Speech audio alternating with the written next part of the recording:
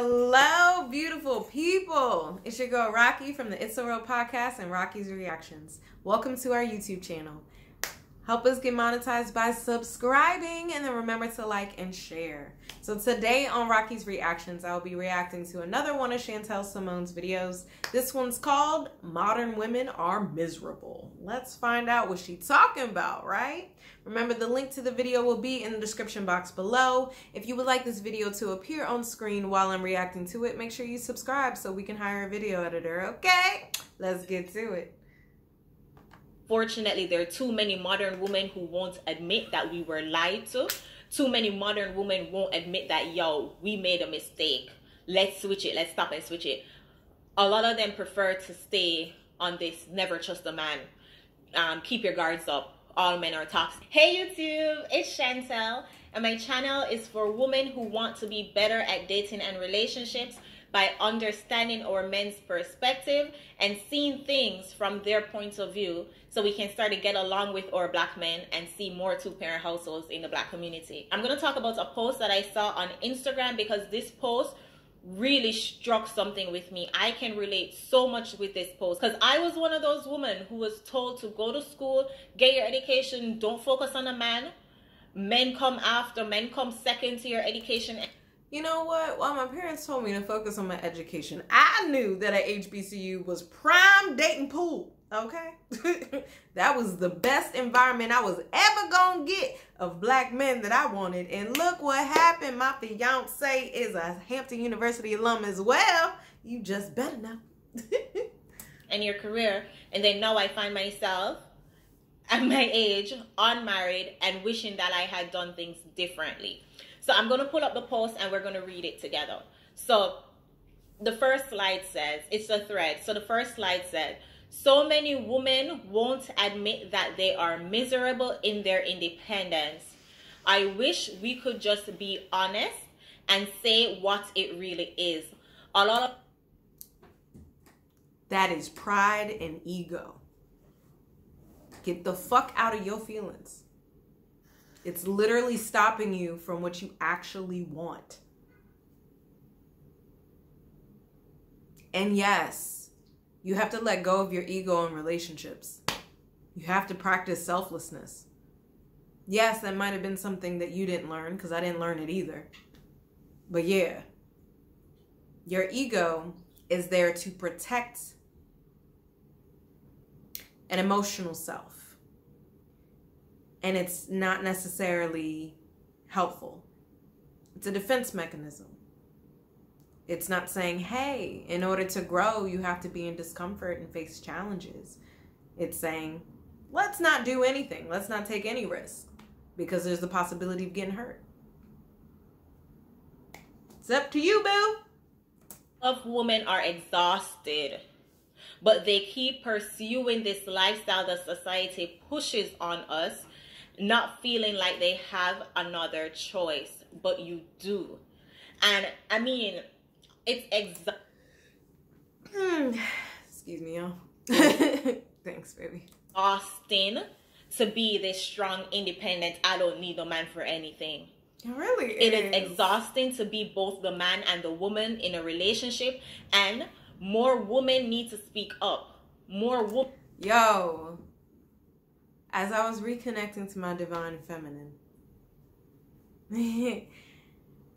and I was catering to my man more, one, I was like, it's either work or cleaning. I don't have the capacity to do both.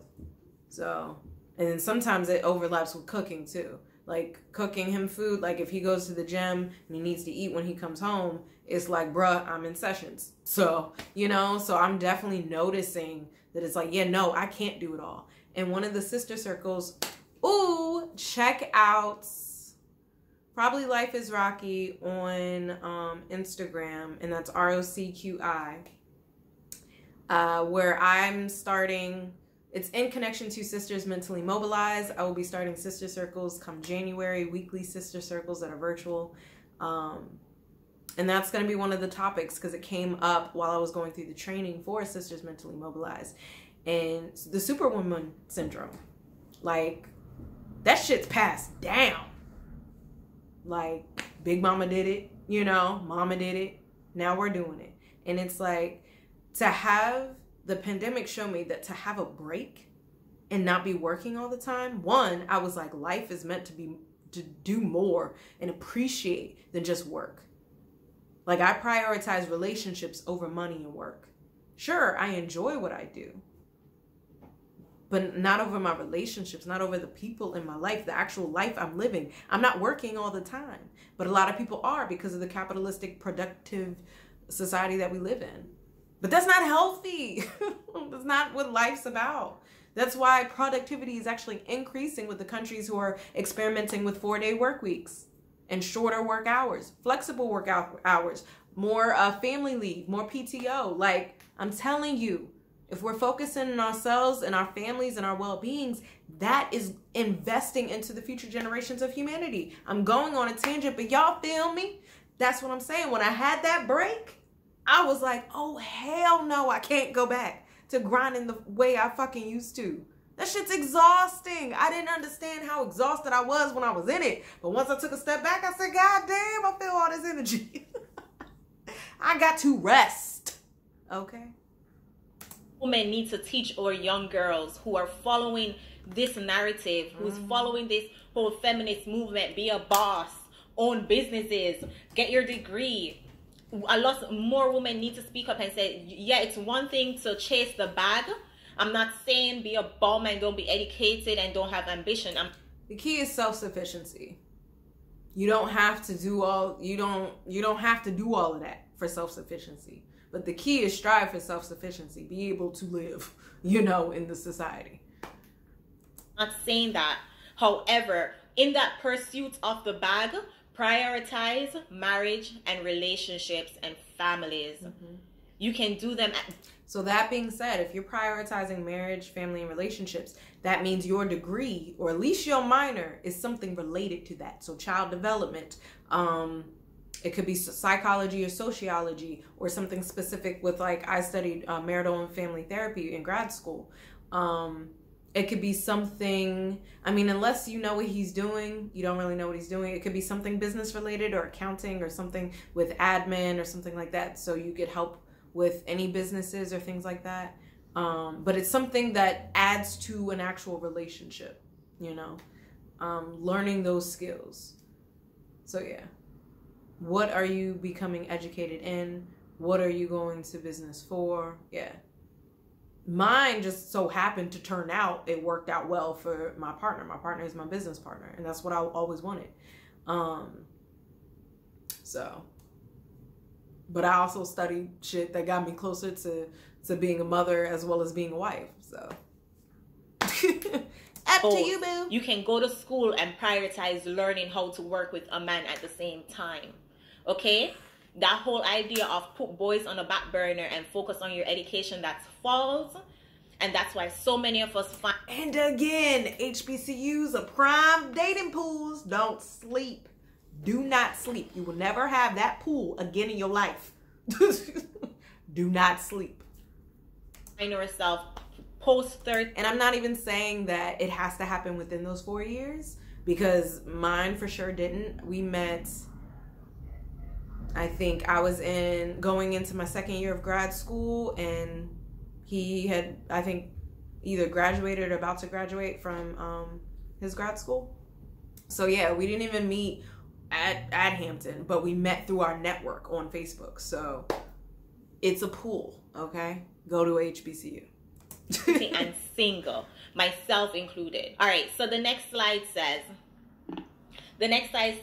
one of the biggest lies I was ever told as a young girl is that you have to be independent, otherwise your man will up and leave you high and dry with nothing.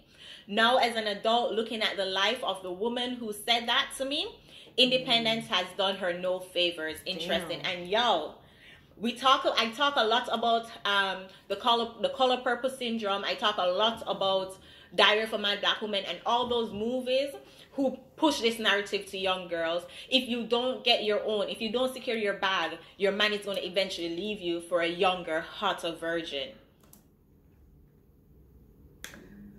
I see how the messaging was teaching us that, However, you also have to look at historical context. Women were legit men's property. Like, we literally couldn't make moves. We couldn't own property. We couldn't vote. Like, we couldn't do things as well as work, you know? So we really were attached to some man, right? So there was some truth to it. I think we've taken it entirely too far, but there was some truth to it. And again, that's where what I will be teaching my children, no matter the gender, is like self-sufficiency. Make sure you can survive on your own, right? Now, as far as what that means for women, if they want to be a stay-at-home mom, I'm definitely going to stress entrepreneurship and working from home, as well as going into fields that respect family leave, Jesus. But also like fields that, like my sister, when she had my nephew, she started an in-home daycare provider business. So I get to be with my child, I get to make money, win-win, you know? So yeah, it's being creative and trying to figure that out. So you are passive and residual income, making sure you have something coming in. So yeah, you're not entirely dependent. However, you also don't, like, why are you getting married with that perspective, you know? Like, y'all need to figure out some shit financially before getting married then. Okay. Yeah. And then we go in relationship with this fear. Say, hey, I have to have my own. I have to secure my bag. Get my own private money, my own private bank account that my man don't know about. I was told that growing up. Whereas I was told that each of you should have individual accounts and then you should have joint accounts. And the joint account is for your shared bills and shared life, you know? And your individual accounts is for, yeah, your own spending money. Like for me, I would never want it to solely be joint because, like, I don't want to have to consider him when I'm spending my money. I like to spend. I'm a shopper. So I don't want to have to, hey, I'm going shopping, I'm taking this much. I have my own account. And then for the joint accounts, that's where our business is. That's where the children, our shared bills, all that is coming out of that. So that's what I was taught. So I ain't get all that nonsense. So never make a man know how much you make.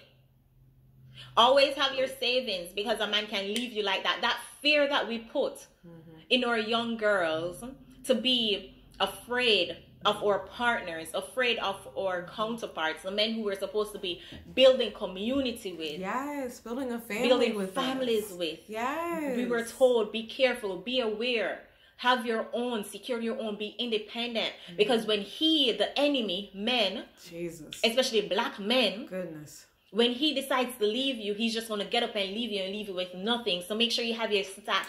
And then, like, look at baby mamahood and baby fathers and shit. Like, that shit was proven right. Like, men did not stay, right? But again, that's one, who are you choosing to have sex with? Two, who are you choosing to have unprotected sex with? Three, why are you choosing to have that baby when that man has no intention on being in that child's life, nor did you prepare to co-parent together and build a family together prior to the conception of that child? I'm just saying, there was levels of decisions to make before you ended up alone, okay? Anyways, went on a tangent, forgot my point. All right, let's get back to it.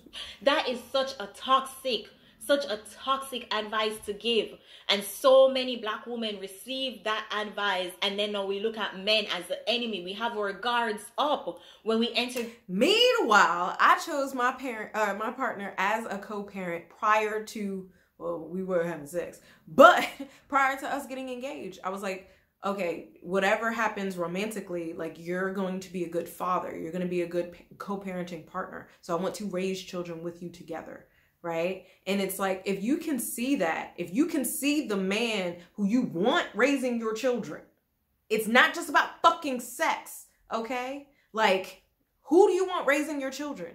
Who do you want to be raising your children? Like, intentional parenting, people.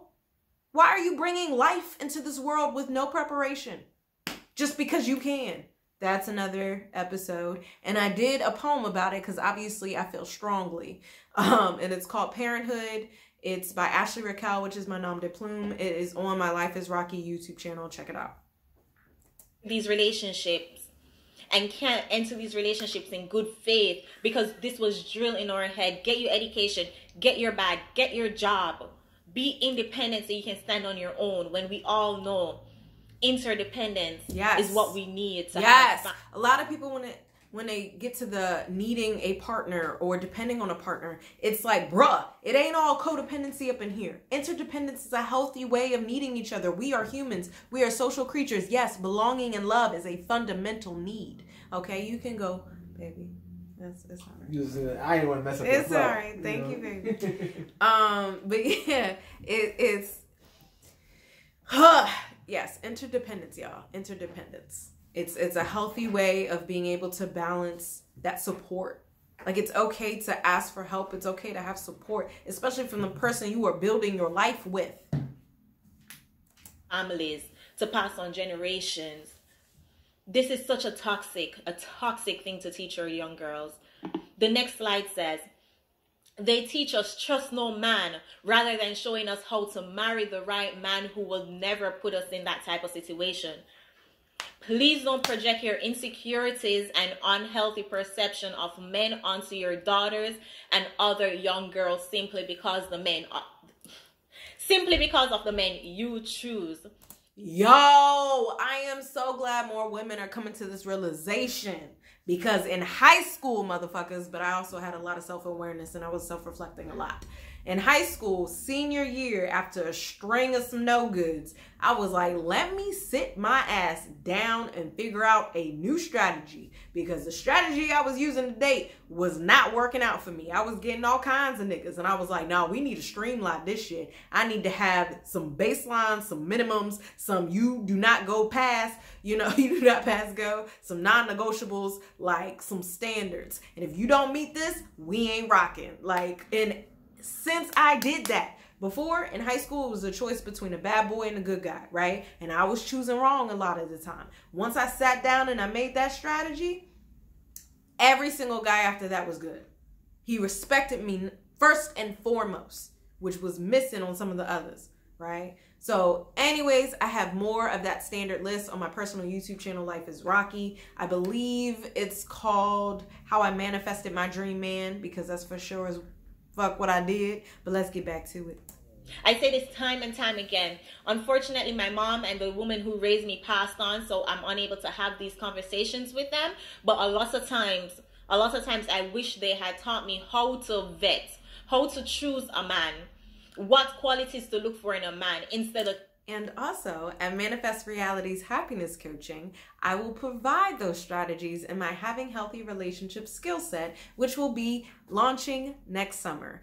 Maybe sooner. Make sure you sign up with the email list so you know when we're updating and we're launching that. That's manifestrealitieshc.com. Manifestrealitieshc.com. Having Healthy Relationships skill set. Coming soon. Teaching me, have your guards up, never trust a man. Don't trust any man. I would have benefited so much if I had learned how to choose a man rather than not trust any man. And I'm using my space to pass this, to put a stop to this narrative, to open our eyes as Black women and see how we were set up. And I don't think it was intentionally done. No. I don't think my mom was like, oh, let me set her up to not have a man and tell her not trust no man. I think my mom didn't choose properly.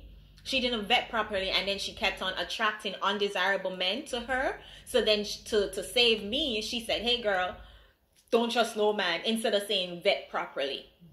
All right? So I don't think all of this was intentionally done, not on our parents' part at least. Maybe if you go generations back, it probably was, because there's a letter that I don't want to mention that talks about this and talks about how it divides the Black community. But this mindset is what keeps so many of us single, unmarried. And then somebody else commented and said, having a man that provides solution to my problems is top tier masculine energy that I require. I don't have to worry and go into survival mode, which creates space for me to thrive in my femininity. And that is so much. Being with a man who you can rely on, being with a man who you can depend on is so much better than having to be both the man and the woman in a relationship. And do it all yourself, man. Is like, I'm transitioning from practicing therapy into fully practicing coaching, and I was burning out. Like, it was getting bad. And my fiance was like, I got you, you know, during this transition. He just got licensed, and I'm able to have his support, which is a blessing, because I was not making it. I was not doing well in the I don't see a way out mindset. So I got less than 2 months left before this full transition. I'm excited. I'm scared. I'm curious. I'm thankful for his support. Relationship. So it's we need to tell our young girls how to vet properly rather than teaching them to not trust any man. Because when you tell them don't trust any man, then you're telling them to be the man and the woman in a relationship. If you tell them to vet better, you're teaching them how to look for the qualities of a masculine man that will allow her to sit in her femininity, to thrive in her femininity. She should already be feminine, and you guys, that's not the point of this video. You know, but being with a masculine, a yin to your yang, are complementary. But these young girls, and it's like, sometimes my heart go out to modern women, because this is how we were raised, this is what we were told, and we were set up, and we were lied to. But unfortunately, there are too many modern women who won't admit that we were lied to. Too many modern women won't admit that, yo, we made a mistake. Let's switch it. Let's stop and switch it. A lot of them prefer to stay on this never trust a man. Keep your guards up. All men are toxic. Because I looked in the comments of this post, and there are so many women talking about, oh, men won't step up and men won't do this, so we're forced in our masculinity. We're forced to be independent, which that's a whole other thing. You know, those people are in the victim Olympic, the victim Olympics. Shout out to Anton Daniels. All right. But anyways, this was a long video, longer than I usually. They really do be in that victimization. Good God. It'd be annoying. Because I stepped up in my power, recognized that I was the common denominator, and I said, you know what? This strategy ain't working for me. Let me change it. And I've only benefited from it. I'm just saying. But anyways, I thought this was cute because it matched.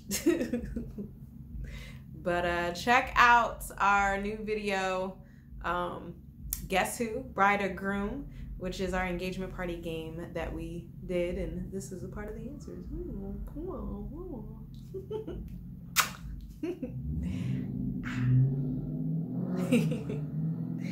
All right, beautiful people, let me know your thoughts in the comments below. I'm curious to hear them. And then make sure you like, share. We need to have these conversations, and subscribe. Help us get monetized. Take care of you.